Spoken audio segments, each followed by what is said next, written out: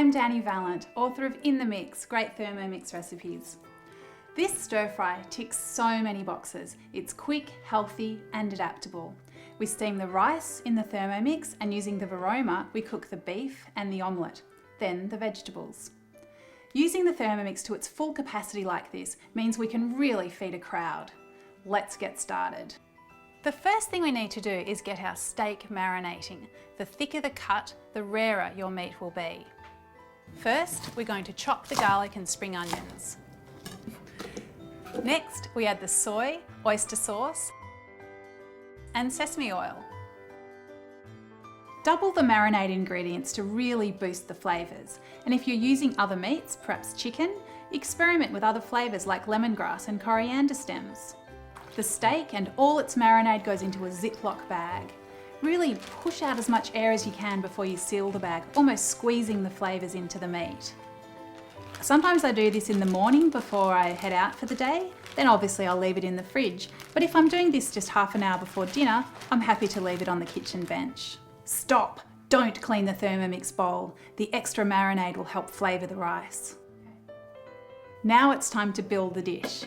Put the TM basket in the Thermomix and weigh in 400 grams of rice. Add a litre of water and wash it on speed 5 for 5 seconds. Next, put the Varoma in place and put the steak in, letting all its marinade drip over the rice. Put the Varoma tray in with the scrunched up baking paper on top. That's a little bed for your omelette. Tip in the beaten eggs. Put the lid on and you're ready to start cooking. We cook this dish for 20 minutes, Varoma, speed 4. When the time has elapsed, tip the rice, steak and omelette into a heat-proof bowl or a thermoserver if you have one, and it's time to cook the veggies. Firstly, chop the ginger and chilli. Then add the oil. We don't often think of the Thermomix as sizzling, but you do get a real sizzle out of this hot oil.